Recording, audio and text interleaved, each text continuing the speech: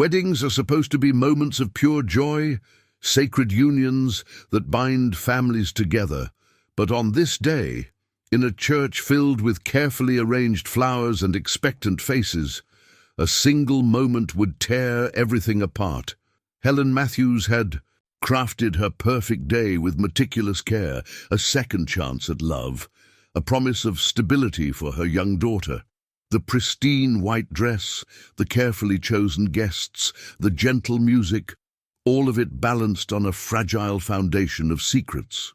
When the priest's solemn words hung in the air, "If anyone can show just cause why this couple cannot lawfully be joined together in matrimony," no one expected a child's trembling voice to shatter the silence. Would the truth destroy everything Helen had carefully built? Before we jump back in, tell us where you're tuning in from, and if this story touches you, make sure you're subscribed, because tomorrow I've saved something extra special for you. The leather-bound journal lay open on the mahogany desk, its pages yellowed and brittle, a silent witness to years of carefully guarded secrets. Helen's trembling fingers traced the faded ink, each page a fragment of a life meticulously compartmentalized. The journal, a gift from her mother decades ago, had been her confidant through the most turbulent years of her life.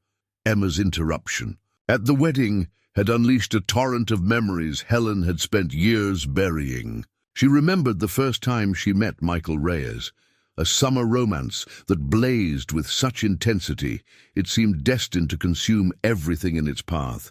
He was different from anyone she'd ever known. A photojournalist with eyes that held entire worlds, hands calloused from years of chasing stories across continents.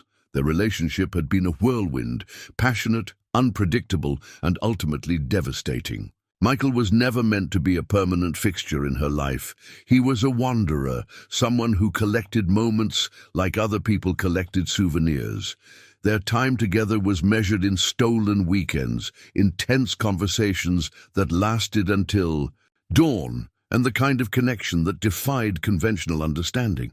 When Emma was conceived, Michael was on assignment in a war-torn region halfway across the world.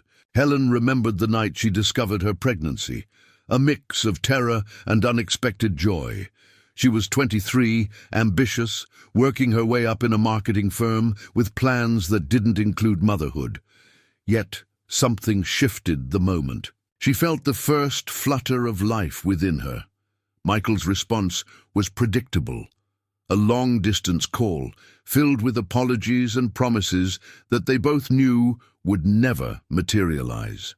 "I can't be tied down," he had said, his voice crackling through the international connection. "This isn't the right time." But Helen knew it was more than that.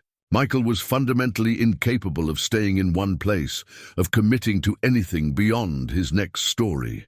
The journal was filled with unsent letters, drafts of conversations never had, moments of raw emotion that Helen had never allowed anyone to see. Pages chronicled her decision to raise Emma alone, to build a life that was stable, predictable, everything her relationship with Michael had not been. She had met Robert 3 years after Emma's birth, a high school mathematics teacher, steady and kind, with a gentle demeanor that seemed to promise the stability she craved. He knew about Emma's biological father, or so Helen thought. She had shared a carefully curated version of her past, believing that some secrets were best left unexplored. The wedding today was supposed to be her final act of redemption, a public declaration that she had overcome her tumultuous past, that she had created the perfect family narrative. Emma's sudden revelation had shattered that carefully constructed illusion in less than a moment. Helen closed the journal, her fingers lingering on its worn edges. Some stories were never meant to be fully told, some secrets never completely revealed. Yet today, it seemed the universe had other plans. The DNA test results sat between them like an accusation, white envelope, crisp and official, with the clinical precision of scientific truth. Emma's hands trembled slightly as she spread the documents across the kitchen table, her eyes darting between the paper and her mother's ashen face. "When were you going to tell me?" The question hung in the air, weighted with years of unspoken pain. Helen's carefully applied makeup seemed to crack, little fissures of vulnerability spreading across her perfectly composed exterior. The church reception had been abandoned. Guests, whispering in clusters outside, the carefully planned wedding now a distant memory. Here, in the stark kitchen light, there was nowhere to hide. "I thought I was protecting you," Helen whispered, her voice barely audible. Emma's laugh was sharp, brittle. "Protecting me by lying, by letting me grow up believing Robert was my father, by creating this entire fictional life." The DNA results told a story Helen had fought to suppress for years. Michael Reyes, the name that had been nothing more than a distant memory, a whispered story from her past, was definitively Emma's biological father. The scientific markers were unmistakable, the genetic connection irrefutable. "He didn't want to be a father," Helen said, a defensive edge creeping into her voice. "Michael was a photojournalist, always traveling, never settling. When I told him I was pregnant, he made it clear he wasn't interested in being a parent." Emma's eyes blazed with a mixture of anger and something deeper, a profound sense of betrayal. "So you just erased him? Replaced him with Robert without telling me?" The story began to unravel, thread by delicate thread. Helen had met Robert 3 years after Emma's birth, a mathematics teacher whose stability seemed like a balm to her chaotic past. He knew about Michael, or so she had believed. She had shared a carefully curated version of her history, believing that some secrets were best left unexplored. "Robert loved you," Helen said, reaching out. "He chose to be your father when no one else would." But Emma pulled back, the touch rejected. "He chose to live a lie. We all did." The kitchen, once a place of warmth and shared memories, now felt like a courtroom. Emma was both prosecutor and witness, Helen the sole defendant. Years of careful construction, the perfect family narrative, the carefully maintained facade, crumbled in moments. "I met Michael in the summer after my college graduation," Helen began, sensing this was a moment of reckoning. "He was a photojournalist, passionate about telling stories from the margins of the world. We had a brief, intense relationship. When I discovered I was pregnant, he was already on another continent." Emma's voice was cold. "So you just decided to erase him, to pretend he never existed?" The truth was more complicated. Michael had been brilliant, broken, unable to commit to anything beyond his next story. He collected moments like other people, collected photographs, intense, beautiful, but ultimately transient. Their relationship had been a whirlwind of passionate conversations, stolen weekends, intense connections that burned bright and quick. "I was young," Helen said. "I was terrified. And Robert offered me stability, offered us a future. But futures, built on secrets, have fragile foundations. And today, those foundations had irrevocably crumbled. The old wooden box was tucked away in the back of Helen's closet, buried beneath layers of memory and carefully folded denial. Emma's hands moved with a mixture of trepidation and determination as she lifted the lid, revealing a collection of photographs that told a story far more complex than the one she'd been told. Sepia-toned images captured a younger Helen, vibrant, almost unrecognizable from the carefully controlled woman she knew as her mother. And there, in multiple photographs, was Michael Reyes, tall, with intense eyes that seemed to look beyond the camera. His presence was magnetic, even in still images. One photograph stood out. Taken in what appeared to be a makeshift camp, Michael stood surrounded by local children, his camera slung over one shoulder. The image spoke of a life lived on the edges, capturing moments of humanity in the world's most challenging landscapes. Handwritten on the back, in Helen's distinctive script, Kabul 2003, "Some stories need to be told, even when no one wants to listen." Emma traced the lines of the photograph, piecing together fragments of a narrative that had been deliberately obscured. A stack of postcards revealed Michael's nomadic existence, stamps from Afghanistan, Sudan, Colombia, each one a testament to a life of constant movement and purpose. Between the photographs, she discovered a series of letters. Not all were opened.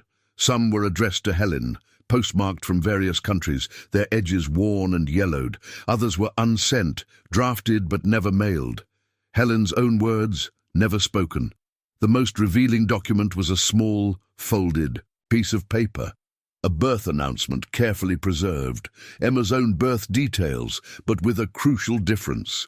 Michael's name was listed alongside Helen's, a connection that had been systematically erased from her official records. He knew, Emma whispered to herself. He knew I existed. A series of newspaper clippings told another part of the story. Michael Reyes was not just a traveler, but an acclaimed photojournalist. Awards for conflict photography, features in international magazines, a career built on bearing witness to the world's most challenging moments. One article, dated just 2 years after her birth, caught her eye. A profile piece titled "The Lens of Humanity." Michael Reyes captures untold stories.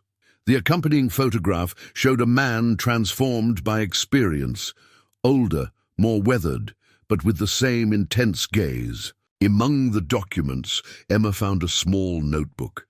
It wasn't Helen's. The handwriting was different, more angular, less controlled. Opening it, she realized it was Michael's field journal. Fragments of observations, sketches, thoughts about the world he was documenting. A loose page fell out. Dated precisely 9 months before her birth, it read, "Some choices haunt you, not the ones you make, but the ones you don't. Helen, there's a weight to silence that grows heavier with time." The box was more than a collection of memories. It was a carefully curated archive of a life deliberately hidden, a connection systematically severed. Emma understood now that her existence was a story of choices, made and unmade, spoken and unspoken. Her mother's carefully constructed world was unraveling, photograph by photograph, letter by letter. And at the center of it all was Michael Reyes, a father she had never known, but who seemed to have known more about her than she could have imagined. The small cafe in downtown San Francisco felt like neutral ground. Michael Reyes nursed a black coffee, his weathered hands wrapped around the mug, hands that had held cameras in war zones, captured moments of human resilience across continents. He had received Helen's message 3 days ago, a missive that cut through 2 decades of deliberate silence. "Your daughter wants to meet you." Those 6 words had upended everything he thought he knew about his carefully compartmentalized life. Michael had never intended to be a father. Commitment was a foreign concept to him, something that belonged to other people. His life was defined by movement, by bearing witness to stories that the world preferred to ignore. Photojournalism wasn't just a profession. It was a calling, a way of understanding humanity through its most vulnerable moments. He remembered Helen exactly as she was, the last time they'd been together, young, fierce, with a determination that matched his own restlessness. Their relationship had been a collision of 2 intense souls, brief but profound. He had loved her, in his own way, but love for Michael had always been more about respect than possession. The pregnancy had terrified him, not because he didn't care, but because he knew himself too well. He was a man who lived between conflicts, who collected stories like other people collected memories. A child represented everything he was not: stability, routine, consistent presence. His photographs told a different story. Hanging in galleries from New York to London, they were testimonies to human connection. Yet when it came to his own most personal connection, he had chosen distance. The door opened. Emma walked in. She looked like Helen, the same determined, set to her jaw, the same intensity in her eyes. But there was something else, something uniquely her own. "Mr. Reyes," she said, sitting down. "You can call me Michael," he responded, his voice softer than he intended. The waitress approached, sensing the weight of the moment. "Can I get you anything?" Emma ordered mint tea. Michael noticed how precisely she did so, how her hands remained steady. "I have questions," she said. "Not a request, a statement." Michael nodded. He had known this moment would come, had prepared for it in his own way, by carrying her photographs, by keeping track of her life from a distance, school achievements. He'd noted through mutual acquaintances, a graduation announcement he'd saved, fragments of a connection he'd never allowed himself to fully acknowledge. "I want to understand why," Emma said. "Why you weren't there, why you made the choices you did." His life had been defined by bearing witness. Now he would have to bear witness to his own failures. "I was afraid," he said simply. The most honest words he had spoken in years. Emma's eyes, Helen's eyes, but with a depth all their own, searched his face, looking not just for answers, but for the truth behind the answers. "Afraid of what?" she asked. Michael took a deep breath. The story he was about to tell was not a simple narrative of abandonment. It was a complex tapestry of choice, consequence, and the often brutal honesty of human limitation. "Of failing you," he said. "Of becoming the kind of father who was present, physically but absent in every way that truly matters." The law offices of Caldwell and Pierce stood as a monument to professional discretion. Mahogany panels, frosted glass, the muted sounds of hushed conversations and clicking keyboards. Helen sat beside her lawyer, Margaret Sawyer, a woman who had navigated family legal battles for over 3 decades and carried the weight of countless family secrets. "The legal implications are complex," Margaret said, spreading out a series of documents. "Robert's name is on Emma's birth certificate. He's legally considered her father, despite the biological reality." Emma leaned forward, her fingers tracing the edge of a manila folder. The DNA test results sat like a silent accusation between them. "What does that mean?" she asked. Margaret adjusted her glasses, a practiced gesture that suggested years of delivering difficult news. "It means we have multiple potential legal paths: paternity recognition, potential inheritance claims, emotional distress. Each carries its own set of challenges." Helen's perfectly manicured fingers gripped the arm of her chair. The wedding ring she'd been about to exchange now felt like a relic of a life that no longer existed. "I never intended to create this mess," she whispered. The lawyer's eyes softened. She had seen countless variations of this story, secrets unraveling, lives upended by truths long buried. "Intention rarely matters in family law," Margaret said. "What matters are the facts, the documented history, and the impact on all parties involved." Michael Reyes's legal status was another complex layer. As a photojournalist who had spent years moving between conflict zones, his legal documentation was itself a labyrinth. Birth certificates from multiple countries, passport stamps that read like a global atlas, limited periods of residence in any single location. "He was never officially informed of the pregnancy," Helen said, a defensive edge creeping into her voice. "I made a choice to protect Emma." Emma's laugh was sharp, brittle. "Protect me by erasing half of my identity?" The legal conversation became a dissection of her life. Margaret outlined potential scenarios: DNA testing, paternity claims, the complex web of emotional and financial responsibilities, Robert's legal standing, Michael's potential rights, Helen's choices, each thread carefully examined. "There's also the matter of Robert," Margaret said carefully. "He believed he was Emma's father for nearly 2 decades. Legally and emotionally, that carries significant weight." A photograph sat on Margaret's desk, a family portrait from years ago. Helen, Robert, and a young Emma, a picture of perfect suburban normalcy that now felt like an elaborate fiction. "What happens to Robert?" Emma asked. The question carried more complexity than its simple phrasing suggested. Margaret's response was measured. "That depends on multiple factors. His emotional investment, his willingness to maintain a relationship, the legal precedents in our jurisdiction. The law, Emma was learning, was less about absolute truth and more about negotiated realities. Each document, each legal argument, was a carefully constructed narrative, much like the stories her mother had told her throughout her life. "I want the truth," Emma said.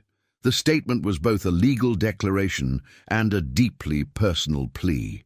Margaret nodded. In her decades of practice, she had learned that truth in family law was rarely simple, never absolute, and always carried a profound emotional cost. The Lennox family china sat in pieces across the kitchen floor, a metaphor Helen hadn't intended, but which felt brutally appropriate. Her mother's heirloom set, passed down through 3 generations, now shattered like the carefully constructed narrative of her life. Aunt Rebecca stood in the doorway, her face a mixture of shock and barely contained judgment. "You've destroyed everything," she said quietly. The family whispers had already begun, a toxic ecosystem of gossip and speculation. Emma's revelation at the wedding had triggered a seismic shift in their family's delicate social ecosystem. Cousins who once called weekly now sent cautious text messages. Her brother Thomas had stopped answering her calls entirely. The perfect suburban life Helen had meticulously constructed was crumbling faster than the china plates at her feet. "I was trying to protect her," Helen said, for what felt like the 100th time. But protection and deception were 2 sides of the same coin, and everyone could see that now. Robert's absence was its own form of verdict. After 20 years of marriage, of building a life together, he had retreated to their lake house, not in anger, but in a kind of profound, inexplicable grief. He wasn't just mourning the loss of a daughter. He was mourning the loss of a life built on a foundation of trust. Her phone buzzed. A message from her sister-in-law, Karen. "We need to talk." The family was circling, preparing for what felt like an inevitable confrontation. Extended relatives who had celebrated her wedding just hours ago now whispered about betrayal, about secrets, about the carefully maintained facade that had just spectacularly collapsed. Emma sat at the kitchen table, surrounded by the broken china, looking more composed than anyone had a right to be. She had inherited her father's, Michael's, ability to remain calm in the midst of emotional chaos. "What happens now?" Emma asked. The question hung in the air, laden with years of unspoken truths. Helen's professional world was no better. As a mid-level marketing executive, she had always prided herself on her ability to manage narratives, to control messaging. Now, her own story had escaped her control completely. Her boss, Richard Henderson, had called that morning. "We need to discuss the situation," he'd said, his tone carefully neutral. In the world of corporate marketing, scandal was a currency of its own, and Helen's personal life had just become very public. The local newspaper hadn't helped. A small community meant that news traveled fast. "Local wedding interrupted by shocking revelation," the headline read, complete with a photo of Emma standing in the church, her face a mixture of pain and determination. "I never meant to hurt anyone," Helen whispered, a statement that felt increasingly hollow. Aunt Rebecca's response was swift and merciless. "Intentions don't matter when lives are destroyed." The family china lay in fragments, a perfect metaphor for the life Helen had so carefully constructed. Each piece told a story of tradition, of carefully maintained appearances, of secrets that could no longer be contained. Emma's phone rang. It was Michael. The next chapter of their story was about to begin. The medical records told a story more complex than any human narrative could capture. Spread across Michael's small apartment, a space that was part studio, part archive of a life lived between conflict zones, the documents revealed layers of a journey that extended far beyond a simple biological connection.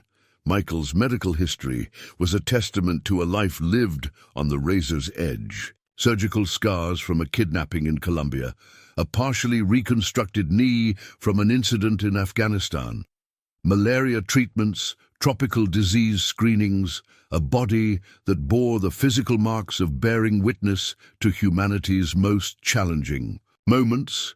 But it was the psychological evaluation that caught Emma's eye, conducted 5 years ago after a particularly grueling assignment in Syria. The report spoke of more than just physical trauma.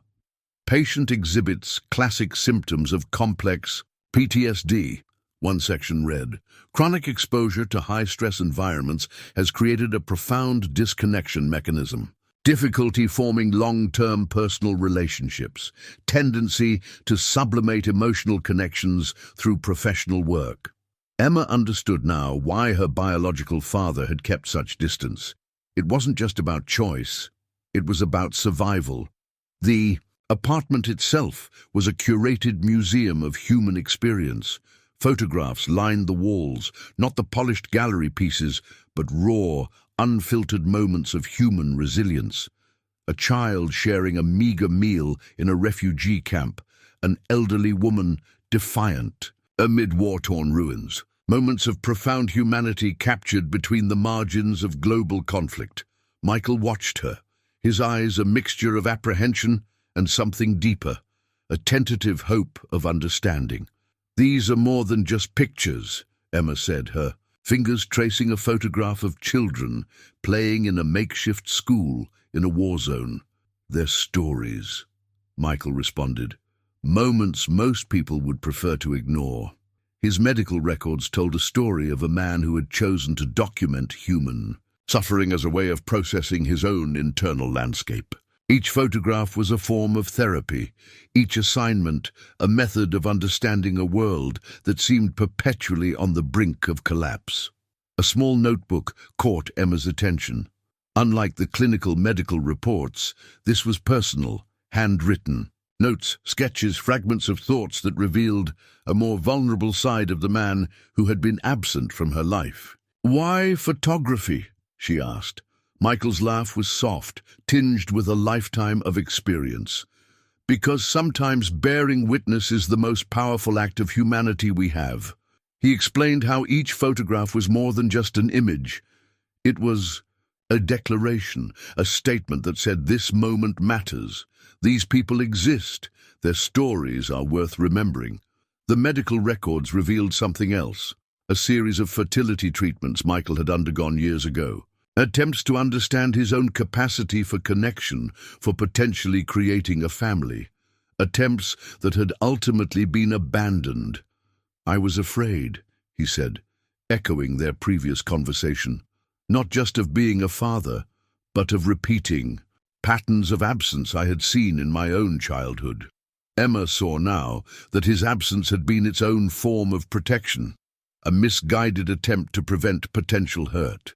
The apartment was a living testament to a life lived between moments of profound connection and deliberate isolation. Medical records, photographs, notebooks, each item a fragment of a complex narrative of a man who had spent his life documenting human resilience while struggling with his own. The therapist's office felt like neutral ground, a space of careful neutrality and measured understanding. Dr. Elena Rodriguez had specialized in complex family dynamics for over 2 decades, and Emma's situation was unlike anything she had encountered before. "Tell me about your feelings," Dr. Rodriguez said, her voice calm and deliberate.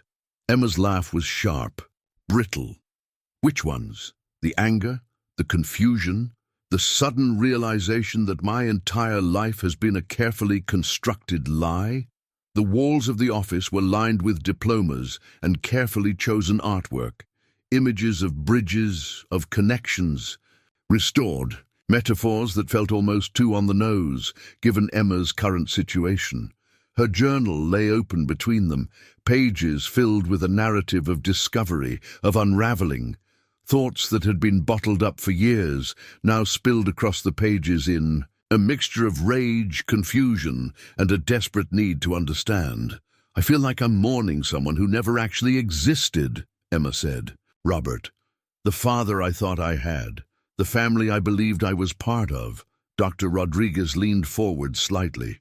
Identity is complex. What you're experiencing is a fundamental reimagining of your personal narrative. The sessions became a forensic examination of Emma's emotional landscape. Each memory was now subject to reinterpretation. Childhood moments with Robert, birthday celebrations, family vacations, quiet evenings now carried a different weight. "He chose me," Emma said quietly. "Robert. He didn't have to, but he did." Her psychological journey was a complex terrain of betrayal and unexpected love. Michael, the biological father, was a stranger. A collection of photographs, medical records, a series of professional achievements. Robert had been the one who had tucked her in at night, who had attended every school event, who had loved her unconditionally. "I'm angry," she told Dr. Rodriguez. "At my mother, at Michael, at the entire world that kept this secret from me." The therapist's response was measured. Anger is a natural response to loss. You're not just processing a revelation about your parentage. You're grieving multiple losses simultaneously. Emma's journal entries became a roadmap of her emotional reconstruction. Pages filled with questions, attempts to understand the complex motivations of the people who had shaped her life. Why had Helen kept the secret? What had Michael's life been like? How did Robert feel now? Each question was a thread in a complex psychological tapestry. "I feel like I'm floating," Emma said during one session. "Like the ground underneath me has completely disappeared." Dr. Rodriguez helped her understand that identity wasn't a fixed point, but a continuous process of discovery. The revelation wasn't an ending, but a beginning. "You get to decide who you are," the therapist said. "Not your mother, not Michael, not Robert, you." It was a radical concept. The idea that her identity wasn't something that had been done to her, but something she could actively construct. The journal became more than a record of pain. It became a document of self-discovery, each page a step towards understanding, towards healing. "I am more than this story," Emma wrote in her final entry of the session. "I am the author of my own narrative." Small towns have their own ecosystem of gossip, and Millbrook was no exception. The local diner, Rosie's Place, became ground zero for the unfolding drama that had interrupted Helen Matthews' wedding. "Did you hear?" Martha Jenkins whispered to her bridge club friends, her voice carrying across the vinyl booth.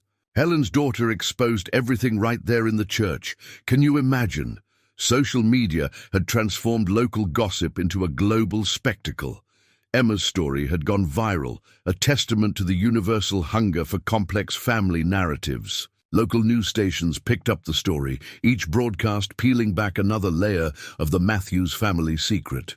The community's response was a complex mixture of judgment and fascination. Some viewed Helen with sympathy, a woman who had made difficult choices to protect her daughter. Others saw her as a villain who had constructed an elaborate lie. Robert Matthews became a figure of unexpected compassion.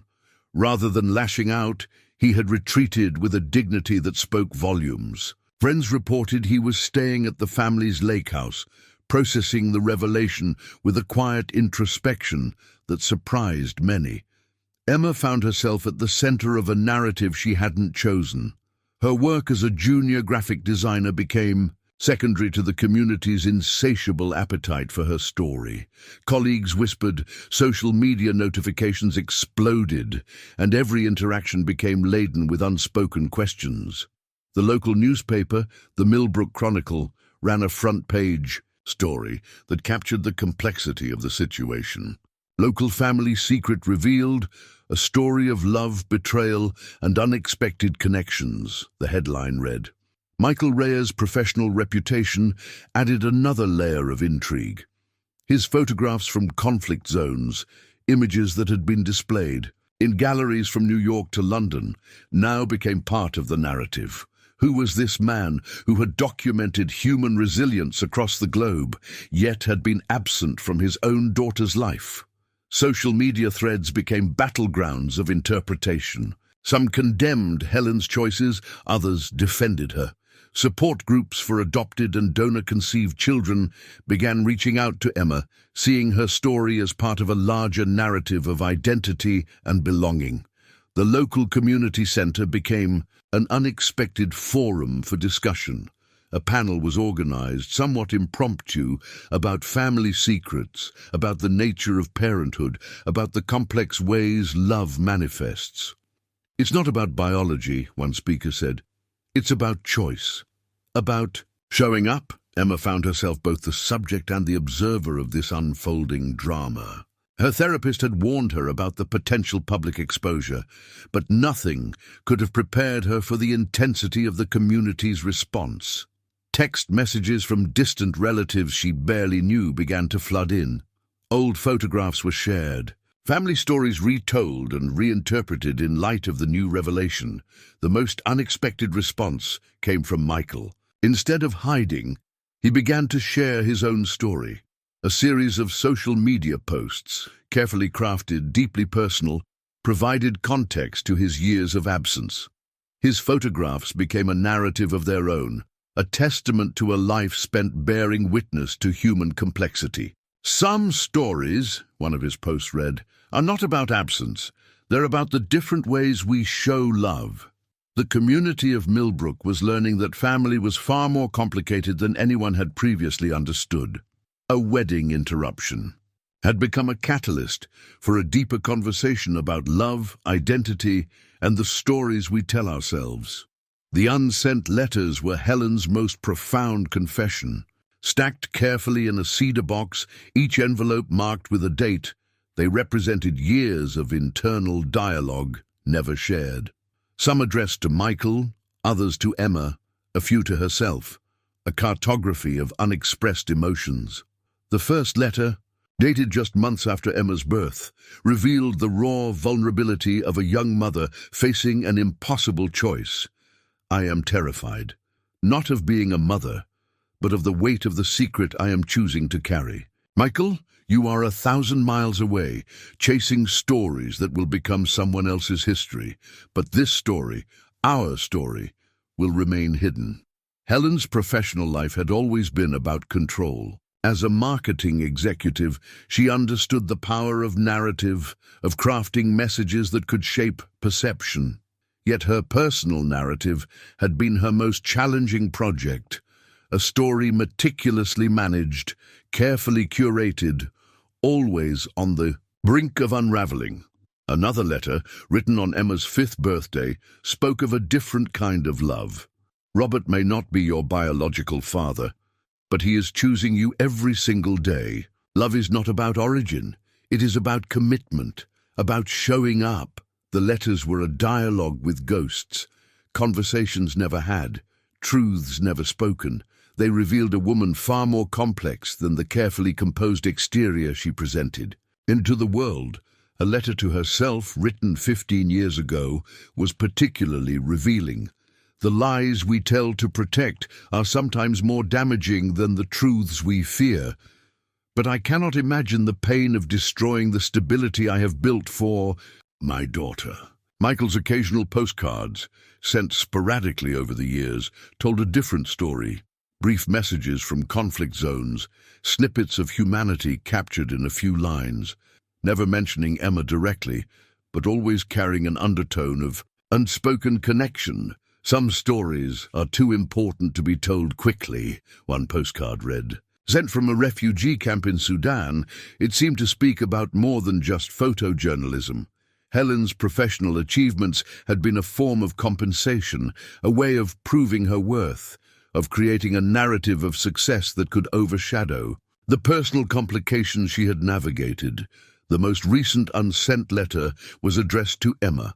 "I did not hide you. I was trying to protect the most precious thing in my world. Every choice I made was about creating a space where you could be safe, loved, understood. I know now that protection and truth are not mutually exclusive." Each letter was a fragment of a larger truth, a testament to the complexity of human emotion to the ways we construct our lives around the stories we tell ourselves. When Emma discovered the box, it would be like finding a map to her mother's inner world, a world far more nuanced, far more vulnerable than she had ever imagined. The letters were more than just paper and ink. They were artifacts of love, messy, complicated, imperfect love, a love that had tried to shield, to protect, to create a world where pain could be minimized. But truth, Helen was learning, has its own momentum, its own way of demanding to be heard.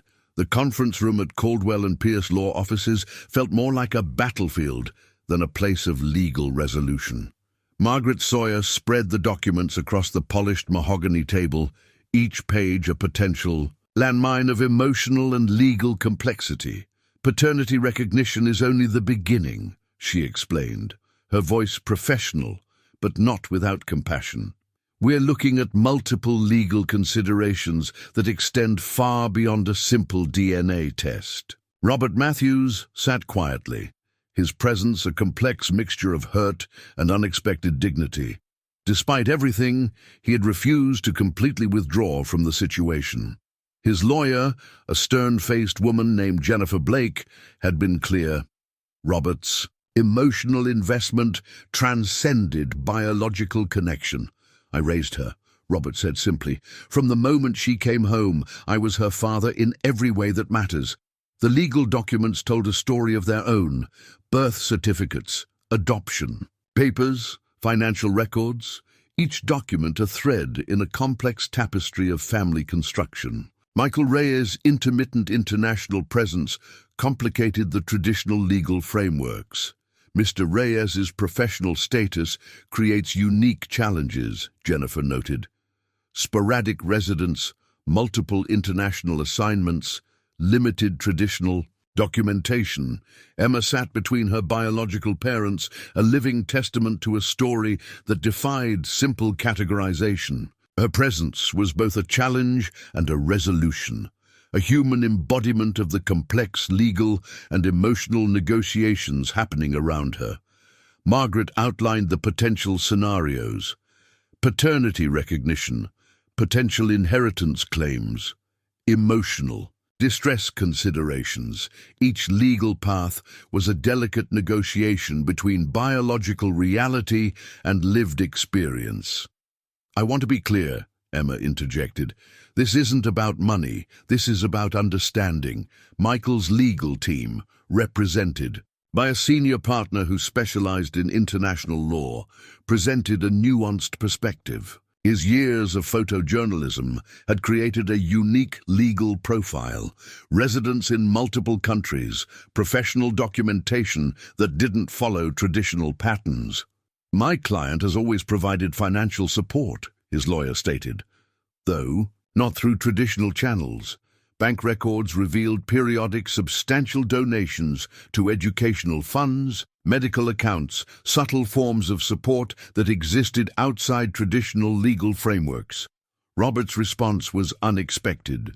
"I don't want to lose my connection to her," he said, his voice breaking slightly. "Biological or not, she's my daughter."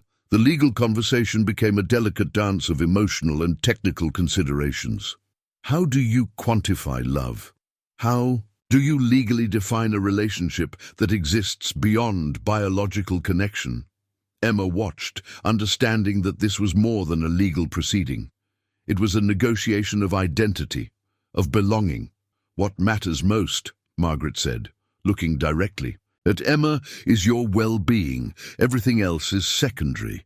The documents represented more than legal language. They were a map of human connection, messy, complicated, defying simple categorization. Outside the conference room, the world continued. But in this space, a family was attempting to redefine itself, not through legal language, but through a more profound understanding of love. The family mediation session happened in a neutral space, a small conference room at the community center, with soft lighting and carefully arranged chairs that seemed designed to soften the edges of difficult conversations.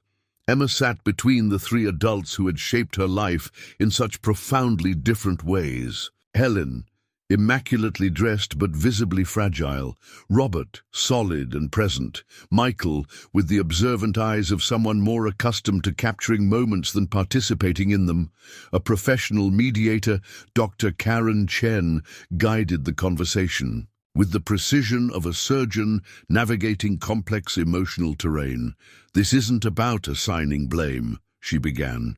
"This is about understanding, about finding a path forward that honors everyone's experience." The first hour was difficult. Raw emotions bubbled beneath carefully controlled surfaces. Helen spoke first, her voice barely above a whisper. "I never meant to hurt anyone. Every choice I made was about protection."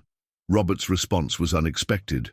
"I knew," he said quietly, "not everything, but I knew Helen had a complex past when we married."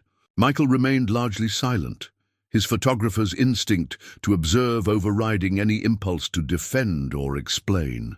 Emma watched them, these three adults who had constructed her life in ways she was only beginning to understand. Each carried their own narrative, their own version of love. "I want to understand," Emma said, "not to judge, but to truly know." Dr. Chen guided them through a series of carefully structured conversations. Each person was given space to speak, to share their perspective without interruption. Helen revealed the full context of her relationship with Michael. A summer romance, a brief, intense connection, a pregnancy that had terrified her.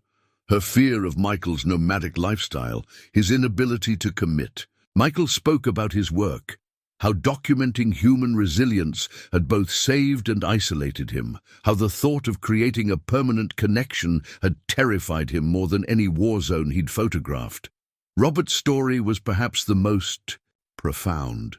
"I chose her," he said, looking at Emma, "not because I had to, but because I wanted to.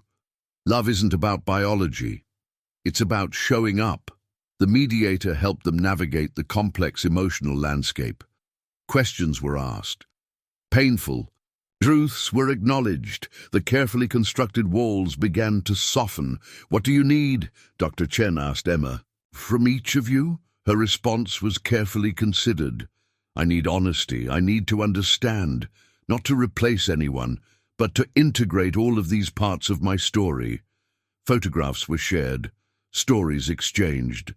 Michael pulled out a collection of images, moments from Emma's life he had collected from a distance, school performances, graduation photos, snippets of a life he had observed but not participated in. "I was afraid of failing you," he said, "so I watched from a distance." Robert reached out, took Emma's hand, a gesture that transcended biological connection. Helen watched, seeing for the first time the complex web of love that had surrounded her daughter. By the session's end, something had shifted. They were not a traditional family, but they were something else, a complex, interconnected network of love that defied simple categorization. "We're not starting over," Dr. Chen summarized. "We're creating something new." Outside, the world continued. But in this room, a remarkable negotiation of love was taking place, messy, imperfect, but profoundly human. Michael's memoir lay open on the desk, a collection of handwritten pages that told a story far more complex than his photographic archives. Each page was a confession, a meditation on a life spent bearing witness to humanity's most challenging moments. "Redemption is not about erasing the past," he wrote in one passage. "It's about understanding it, about finding meaning in the spaces between what was and what could have been." The process of writing had become a form of reconciliation, not just with Emma, but with himself. Decades of photojournalism had trained him to observe, to capture moments of profound human complexity. Now he was turning that lens inward. Photographs covered the walls of his small studio. Not the celebrated gallery pieces, but personal images that told a different story. A series documenting his journey to understanding fatherhood, moments captured from a distance, Emma's school performances, graduation, subtle milestones he had observed but never directly participated in. I collected moments, he wrote, the way other people collect memories, always an observer, never a participant. The memoir was more than just a personal history. It was an attempt to bridge the gap, to explain his absence, to offer Emma a understanding of the man who had contributed to her existence, but remained largely unknown. Chapters explored his early life. Growing up with a father who was physically present but emotionally absent, his decision to become a photojournalist, a way of creating connection through observation, the fear of repeating generational patterns of disconnection. I was terrified of becoming my father, one passage read, so I became something else entirely, a collector of stories, a witness, but never a full participant. His relationship with Helen emerged as a complex narrative of two passionate, independent souls, a summer romance that was intense but ultimately unsustainable. Her determination, his restlessness. The photographs told a parallel story, images from conflict zones juxtaposed with stolen moments of Emma's life, a visual representation of his attempt to connect from a distance. A letter to Emma, carefully drafted and redrafted, served as the memoir's centerpiece. I want you to understand that my absence was never about not loving you. It was about a profound fear of failing you, of repeating patterns I had seen destroy families. I thought distance was protection. I was wrong. The writing process became a form of therapy. Each page, a negotiation with his past, an attempt to understand the complex landscape of fatherhood he had navigated so poorly. Interviews with fellow photojournalists were woven throughout, perspectives on how professional dedication can create emotional distance, stories of colleagues who had similar struggles with personal connection. "We document humanity," one colleague was quoted as saying, "but often struggle to fully inhabit our own human experience." Michael understood now that redemption wasn't about grand gestures.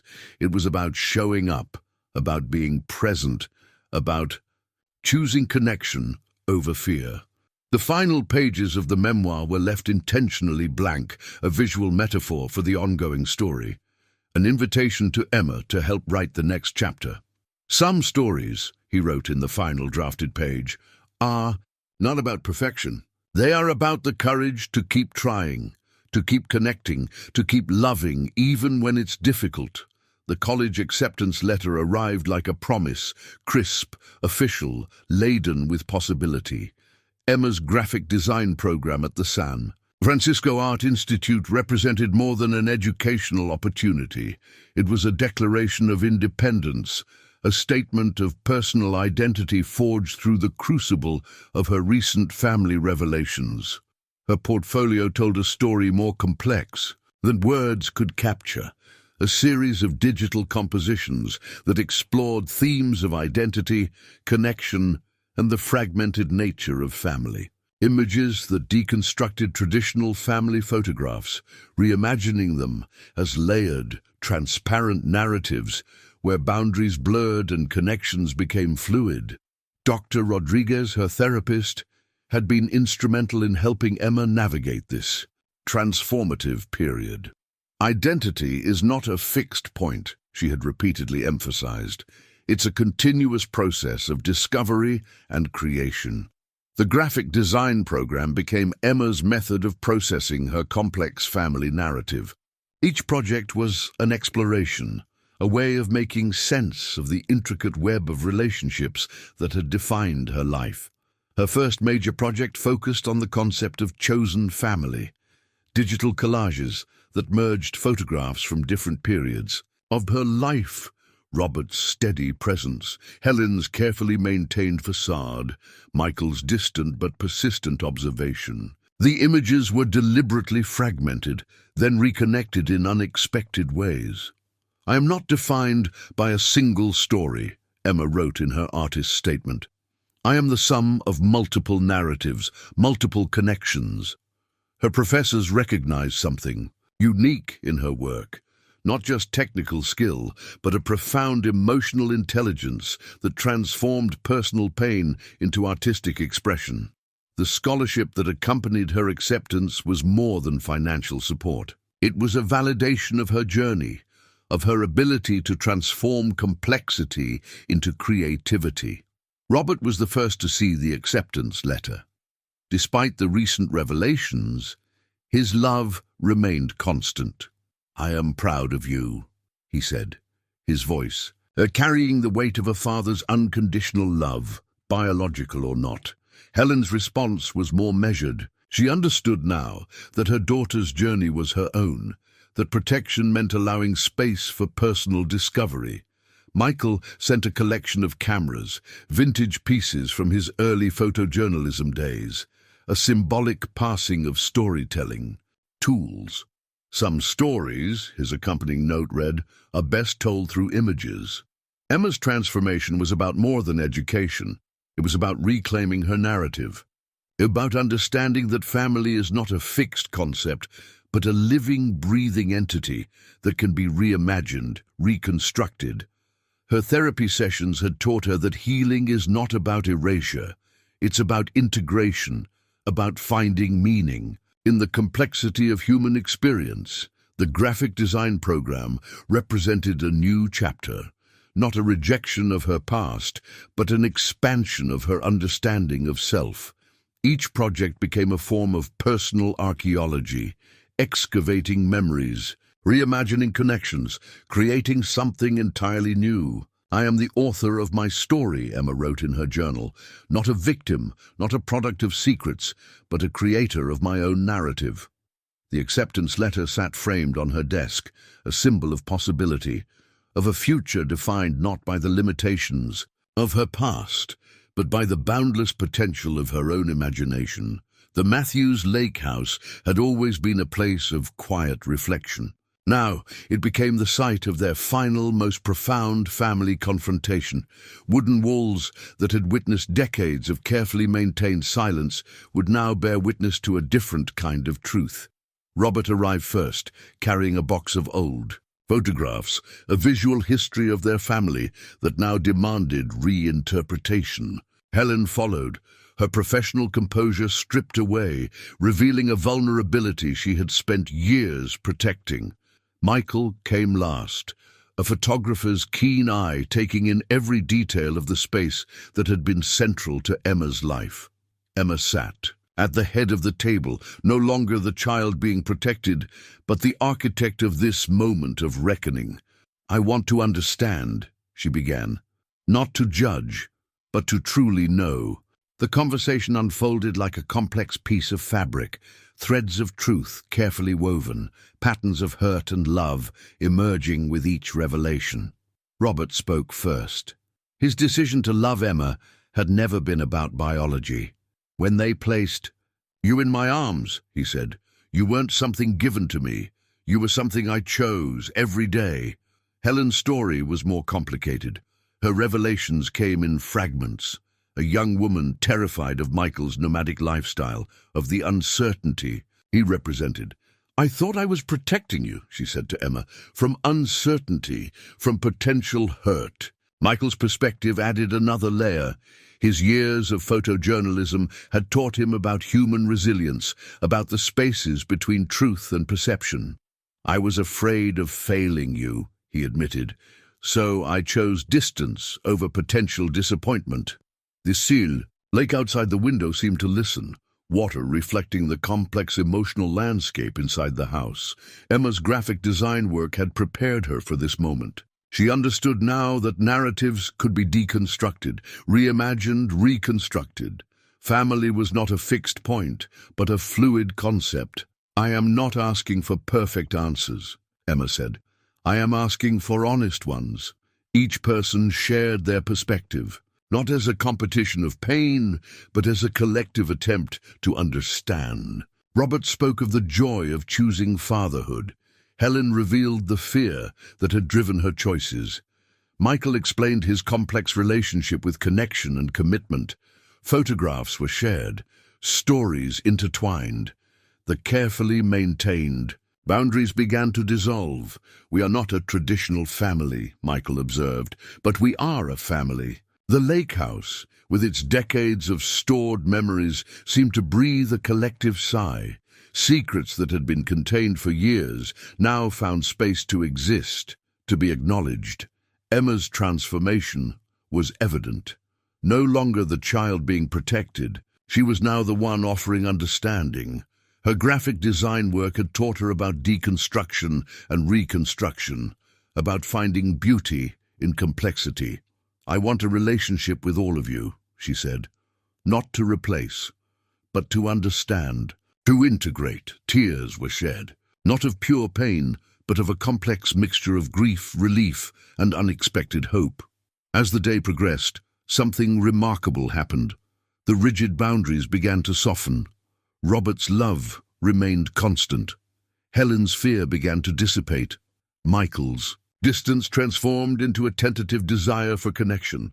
They were not solving everything. They were not erasing the past. They were creating something new, a family defined not by traditional boundaries, but by choice, by understanding, by a willingness to see each other fully.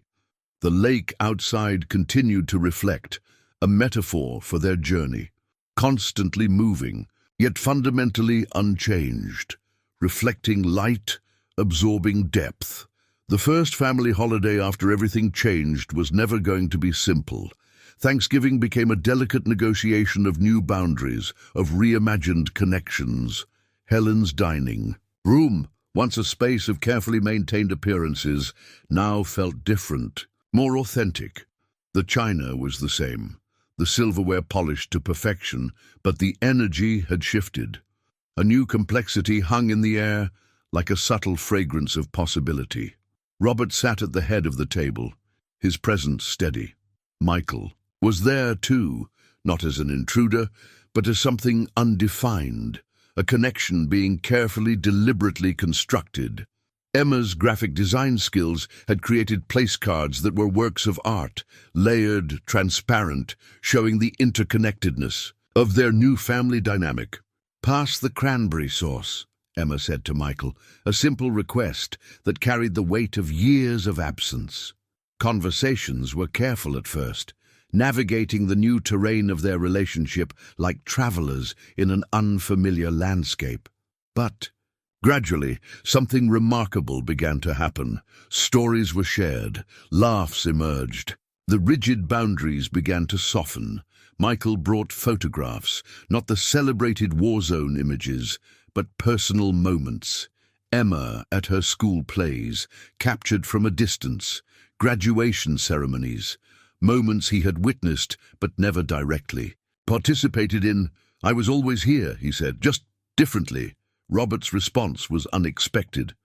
"I know," he said simply. There was no anger in his voice, just a profound understanding of the complexity of love. Helen moved between them, serving food, her professional composure replaced by something more genuine: vulnerability, hope. Emma's artwork decorated the walls, a visual representation of their journey. Pieces that deconstructed traditional family portraits, reimagining connection as something fluid, dynamic, multifaceted. The conversation drifted through memory and possibility. Michael shared stories from his photojournalism, not as a distant professional, but as a father wanting to connect. Robert talked about Emma's childhood, the everyday moments that create a life. Helen listened, her role shifting. No longer the keeper of secrets, but a participant in a more complex narrative. "I'm sorry," she said at one point, not asking for forgiveness, but acknowledging the pain of her choices. Emma's response was nuanced. "We're writing a new story," she said, "together." As the evening progressed, something remarkable happened. The tension began to dissolve. Laughter emerged, genuine, unforced connection. Michael showed Emma how to properly hold a camera, his hands guiding hers, a moment of physical connection that spoke more than words ever could.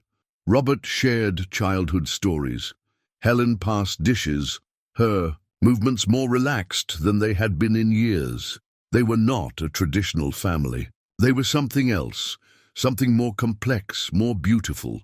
The holiday dinner became more than a meal. It was a statement, a declaration that family is not about perfect origins, but about choice, about showing up, about love in its most authentic form.